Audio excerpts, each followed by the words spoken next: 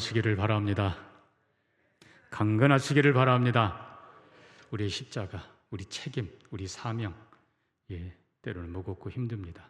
그러나 여러분, 십자가 줄여주세요 라고 기도하지 마시고 감당할 능력을 기도하시기 바랍니다. 아멘. 하나님 감당할 힘을 주세요. 여러분, 이 십자가는 우리에게 한편으로는 사명이지만 또 한편으로는 성도의 거룩한 무기입니다. 영적 무기예요. 전쟁터에 나가는 사람이 무겁다고 무기 버리고 가면 나가서 뭐 할 겁니까? 힘들고 무거워 보이지만 이게 영적 무기입니다. 십자가 잘 감당하시고 넉넉히 승리하는 저와 여러분 되기를 주의 이름으로 축복합니다. 인생은 속도보다 방향이라고 했습니다. 신앙은 내용보다 우선순위라고 했습니다. 이 모든 걸 시작하는 게 바로 거룩한 결심입니다. 결심. 에스라가 하나님 앞에서 하나님의 율법을 연구하고 준행하고 가르치기로 결심하였더라. 하나님께서 말씀에 헌신하는 에스라를 존귀한 학사가 되게 하시고 왕의 인정을 받게 하시고 그리고 이스라엘을 진정으로 새롭게 하는 거룩한 사역자로 삼으십니다. 우리는 다윗의 확신을 보았습니다. 아둘람 굴에서 여호와여 내가 확정되고 확정되어 싸우니 주의 이름이 온 세계 위에 높아지기를 원하나이다. 하나님의 이름을 높이기로 확정하고 결심하고 나아갈 때 하나님께서는 다윗을 존귀하게 하시고 다윗 대왕으로 삼으시고 자손 대대로 왕에 있게 하시고 메시아의 조상이 되게 하십니다. 우리가 모압 여인 룻도 보면요, 이 룻이 나오미가 말합니다. 이제는 돌아가라. 내 부모에게 내 고향으로 돌아가라. 그렇지만 동서는 돌아갔지만 나오미는 어머니의 하나님이 내 하나님 되고 어머니의 백성이 내 백성 되기를 원합니다. 나오미가 며느리 룻의 굳게 결심함을 보고 다시는 더 얘기하지 않고 고향으로 베들레헴으로 갑니다. 여러분, 하나님께서는 그 백성, 그 하나님께로 돌아오고 그리고 신실하게 살아가는 룻을 결국은 다윗 왕의 조모가 되게 하시고 예수 그리스도의 조상이 되게 만들어 주십니다. 위대한 결심은 위대한 신앙을 낳고 그 위대한 신앙은 하나님께서 능력 주시고 우리로 하여금 존귀한 삶을 살도록 도와주십니다. 우리는 지난주에 다니엘의 결심을 보았습니다. 어린 다니엘이지만 율법에 금한 것 먹지 않겠습니다. 우상의 제물 먹지 않겠습니다. 그리고 사랑하는 동족을 위하여 내가 나 혼자 먹고 마시는 것 부끄러워서 내가 깨끗하게 살겠습니다. 결심한 다니엘을 하나님은 일생 동안 의롭게 살도록 도와주십니다.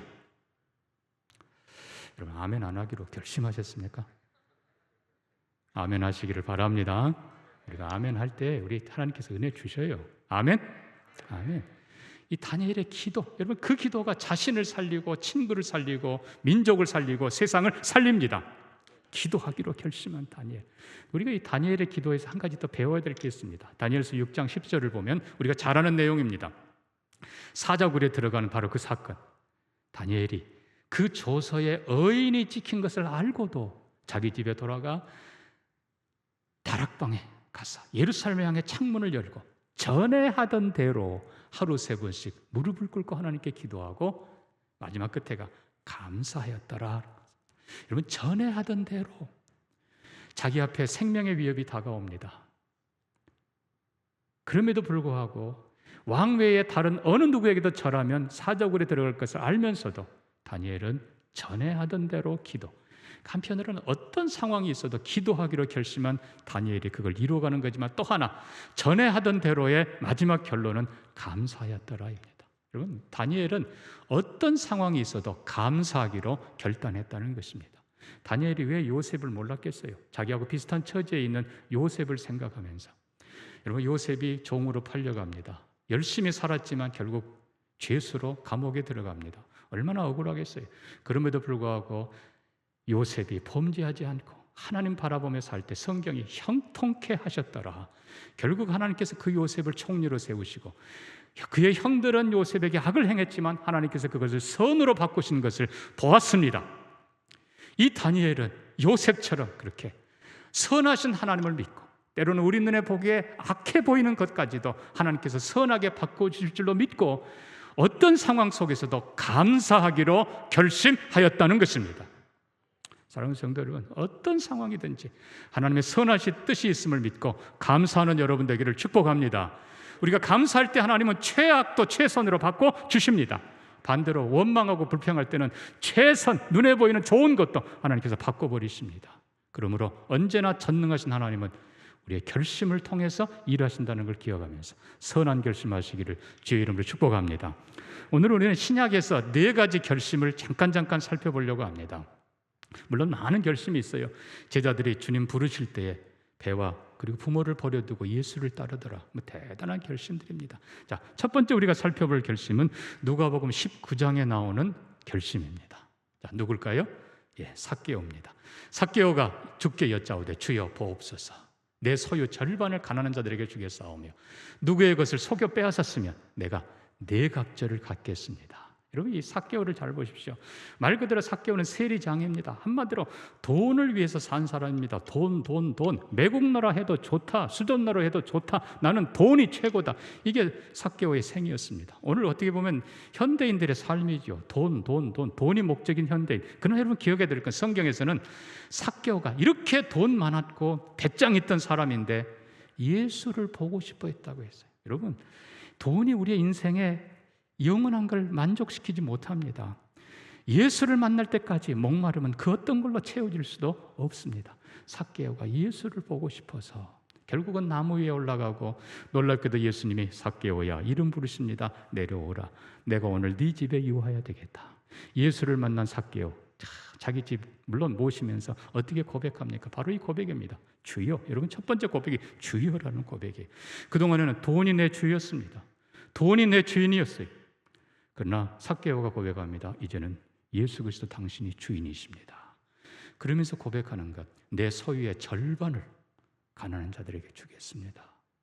그리고 내가 깨끗하고 정직하게 살겠습니다. 여러분, 중요한 건 스펄전 목사님의 말대로 스펄전 목사님 부흥집회 가면 항상 맨 마지막에 여러분 지갑이 회개해야 진정한 회개입니다 라고 선포했다고 합니다. 여러분, 현대인들의 이 돈 문제, 재물 문제, 결국은 하나님이냐 재물이냐, 우리가 첫째 해야 될 것은 재물이 아니라 하나님이 주인 되시기를 바랍니다. 결국은 주인이 누구냐? 돈이냐 하나님이냐? 이게 결국 하나님이 주인이라는 고백이 바로 11조입니다. 여러분, 11조는 미안하지만 율법이 아니에요. 아브라함이 멜기세덱에게 11조를 드렸습니다. 야곱이 하나님 앞에 서원하며 11조를 드리기로 하나님 앞에 약속합니다. 여러분, 결국 하나님이 모든 것의 주인이라, 내 물질뿐만 아니라 생명, 가정, 건강 모든 것의 주인이라는 고백이 바로 11조입니다. 여러분, 물질에 대해서 깨끗하기를 주의 이름으로 축복합니다. 하나님 앞에 깨끗할 뿐만 아니라 버는 것도 정직하게, 내가 결코 속이지 않겠습니다. 내가 정직하게 벌겠습니다. 여러분, 그렇게 보시기를 축복합니다. 뿐만 아니라 멋있게 쓰는 거예요. 내 소유 절반을 가난한 자들에게 주겠습니다. 여러분, 정말 이 물질에 대한 바른 고백이 우리 가운데 확실하게 있기를 주의 이름으로 축복합니다. 여러분, 우리 동명신문에 어떤 친구 얘기가 실려 있습니다. 여러분 잘 아실 겁니다. 우리 동명교회 파수꾼 김수로 형제, 기억나시는지요? 수로 형제. 그 수로 형제가 얼마 전에 세상 떠났습니다. 그런데 그 수로 형제의 얘기가 너무나 아름다워서 몇 주 후에 그 부모가 사랑부에 헌금 봉투 2개를 들고 왔습니다. 여러분, 한 봉투에는 50여만 원이, 한 봉투에는 60여만 원이 들어있었습니다. 그의 부모가 말합니다. 우리 수로가 코로나 이 기간 동안 교회 가고 싶어서 날마다 울었다는 거예요. 교회 가고 싶어서. 돈만 생기면 모으고 모아서 하나님께 헌금하고 싶어서. 여러분, 그 수로 형제가 무슨 돈이 있겠어요? 모으고 모아서 건축 헌금하고 싶어가지고 교회 가고 싶어서, 이거 드리고 싶어서. 사랑하는 성도 여러분, 얼마나 감사한지 몰라요. 여러분의 신앙이 최소한 그러기를 바랍니다. 주님 앞에 가고 싶어서, 그리고 더 드리고 싶어서. 여러분, 물질에 대해서 깨끗하고 신앙의 기본이 확실한 여러분 되기를 주의 이름으로 축복합니다. 축복합니다. 자, 두 번째 샘플을 하나 봅니다. 고린도전서 16장입니다. 형제들아, 스데바나의 집은 아가야의 첫 열매요. 성도 섬기기로 작정한 줄을 너희가 아는지라. 그들이 나와 너희 마음을 시원하게 하였으니 그러므로 너희는 이런 사람들을 알아주라. 이 스데바나의 집, 아가야 지방은 고린도가 수도인 그 지역입니다. 이 지역에서 사도 바울이 피 터지게 얻어맞고 복음 전한 첫 번째 열매입니다. 스데바나의 집안, 성경에 보면 개인이 아니고 집이, 그 집이 식구들이 그 지역에서 처음 예수 믿었는데 너무나 감사해서 어떻게 우리가 해야 될까? 가족이 함께 의논해서 우리가 성도 섬기기로 작정하고 뒤따라오는 사람들을 우리가 어떻게 해야 될까? 내가 먼저 믿었는데가 아니고 먼저 믿었기에 뒤에 따라오는 사람들을 섬기기를 작정하고 또 중간에 보면 부족한 것을 보충하고 그가 가진 최선을 다해서 섬기고 베풀고 돕기로 작정하고 그렇게 산 사람들, 사도 바울이 그를 향해서 우리의 마음을 시원하게 했다. 사랑하는 성도 여러분, 정말 하나님의 마음을 시원하게 해드리는 여러분 되기를 바랍니다. 어떨 때는 목회자가 봐도 답답해. 어떻게 저렇게 믿을까가 아니고 정말 첫사람으로 본이 되어서 뒤따라오는 그 많은 사람들을 섬기고 그들도 또 그렇게 따라서 하고 얼마나 아름다워요. 우리 먼저 직분받은 이들이 다 뒤따라오는 사람들을 섬기면서, 여러분 이게 진짜 교회고 이게 진짜 성도예요. 앞서 믿은 것이 특권이면 특권이지만 동시에 성도 섬기기로 작정한 이 아름다운 결심이 우리 모두의 결심이 되기를 주의 이름으로 축복합니다. 축복합니다. 왜 이렇게 아멘이 인색한지 모르겠어요. 안 하기로 결심한 건 아닐 텐데 축복합니다. 그러면 여러분 자신도 교회도 위대하게 바뀔 것입니다. 그러나 이보다 더 위대한 결심이 있습니다. 오늘 본문에 나오는 사도 바울의 결심입니다. 자, 사도 바울은 1차, 2차, 3차 선교 여행을 마치고 이제 예루살렘으로 갑니다. 앞에 20장 16절을 보면요, 오순절 안에 예루살렘에 닿기 위해서 부지런히 가는 길에 밀레도라는 섬으로 에베소 교회 장로들을 불러서 권면하고 그리고 앞으로 자기의 결심을 얘기하는 내용입니다. 여러분, 사도 바울이 이미 1차, 2차, 3차 선교 마쳤어요. 어떻게 보면 할 일 다 했어요. 이제는 쉬어도 돼요. 그럼에도 불구하고 사도 바울은 오순절 안에 예루살렘으로 급히 갑니다. 왜요? 오순절에 이제 많은 유대인들이 예루살렘에 올 텐데 사도 바울의 두 가지 소원이 있었습니다. 첫째는 로마서 9장, 10장, 11절에 계속 반복한 것처럼 사도 바울은 이방의 사도로 1차, 2차, 3차 아시아와 유럽을 그렇게 수고하며 다녔지만 언제나 그의 마음속에는 내 동족을 위하여 어떻게 해서 내가 내 동족에게 예수 그리스도의 복음을 꼭 전하리라. 그래서 결국 이 예루살렘에 오는 겁니다. 자, 그런데 23절 말씀대로 성령이 각 성에서 내게 증언하여 결박과 환난이 기다린다. 그러나 바울은 고백합니다. 내가 달려갈 길과 주 예수께 받은 사명, 이 복음 증거하는 일을 마치는 일에 내 생명조차 귀한 것을 여기지 아니하노라. 이 바울의 위대한 결심. 과연 21장 가면요, 가이사랴에 도착했는데 아가보라는 선지자가 와서 바울의 그 띠를 가지고 자기 수족을 묶으면서 예루살렘에 올라가면 이 띠 임자를 하나님이 이렇게 하시리라. 그래서 21장 여러분 12절 보면 우리가 그 말을 듣고 사람들과 더불어 바울에게 예루살렘으로 올라가지 말라 권하니 바울이 대답하되 여러분이 어찌하여 울어 내 마음을 상하게 하느냐. 나는 주 예수 이름을 위하여 결박당할 뿐 아니라 예루살렘에서 죽을 것도 각오하였노라. 예루살렘에서 내 동족들에게 복음 전하고 싶어서 내가 거기서 죽더라도 내가 가겠습니다. 두 번째 소원이 있었습니다. 그것은 하나님이 나를 살려두시면 내가 로마에 가겠습니다. 앞으로 1000년 이상 세계를 이끌어갈 로마에 복음 전하겠습니다. 여러분, 결국 하나님께서는 바울의 예언대로 손발을 묶고 결박당한 죄수가 되게 하세요. 그럼에도 불구하고 죄수이기 때문에 사도 바울이 예루살렘 공회 앞에 섭니다. 한편으로는 사두개인이 있고 한편으로는 바리새인들이 있습니다. 바리새인들이 대다수입니다. 오히려 사도 바울이 크게 외칩니다. 여러분 부형들, 특별히 바리새인들이요, 나는 바리새인 중에 바리새인이요, 나는 부활을 믿습니다. 사두개인들은 안 믿었어요. 영도 천사도 부활도 안 믿었어요. 성경에 다 있는데도 안 믿었어요. 그러나 오히려 바리새인들을 향해서 여러분, 나는 여러분의 형제입니다. 나는 부활을 믿습니다. 예수 그리스도의 부활 때문에 내가 이 고난을 당합니다. 물론 그들이 다 예수를 믿은 건 아니에요. 그러나 최소한 반대는 하지 않습니다. 뿐만 아니라 바울이 죄수이기 때문에 베스도 총독 앞에서 예수 그리스도를 증언합니다. 바울이 죄수이기 때문에 헤롯 아그리빠 왕 앞에서 예수 만난 간증을 합니다. 결국 하나님께서 죄수의 몸이지만 바울을 기도를 들어주셨습니다. 뿐만 아니라 이 열렬 신자들이, 아니 극렬 신자들이 바울을 죽이려 한 이것 때문에 결국은 로마의 군병들이, 여러분 보세요, 보병 200명, 기병 70명, 창병 200명, 470명을 동원해서 바울을 가이사르로 호송하고, 그리고 백부장의 수하에 로마로 호송합니다. 결국 로마에 가서 복음 전하고 순교하기까지 하나님이 바울의 결심을 이루어 주십니다.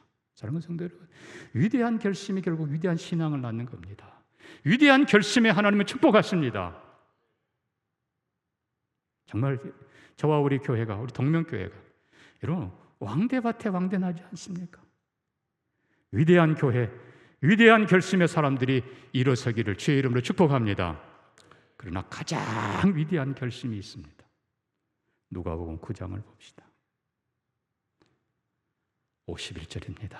예수께서 승천하실 기약이 차감해 예루살렘을 향하여 올라가기로 굳게 결심하시고. 여러분, 이게 굳게 결심. 예루살렘으로 왜 올라가요? 예수님 말씀대로 선지자가 예루살렘 밖에서는 죽는 법이 없느니라. 결국은 예수님은 십자가 지기 위해서 올라가십니다.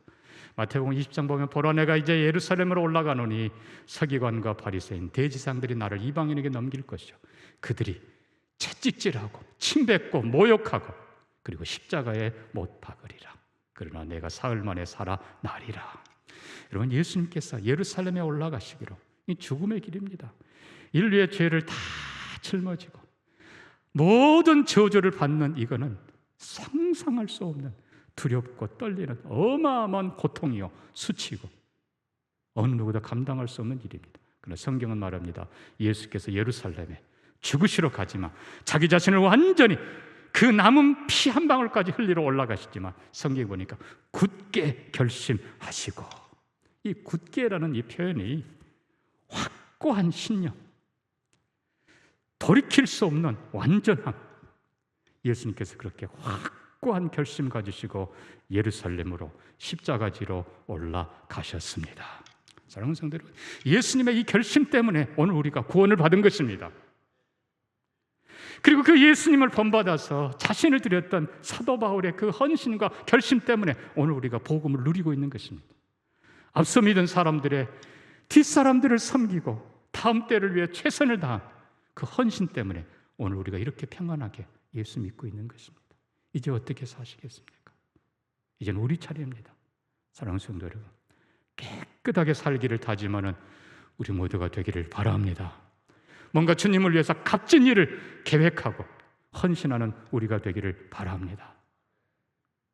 150년 전에 영국의 어떤 시골 마을, 조그마한 교회에, 그래도 그 교회가 아프리카 너무 가난한 사람들을 위해서 의료 선교 헌금을 하고 있었습니다.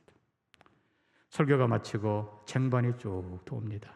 거기는 쟁반으로 헌금을 합니다.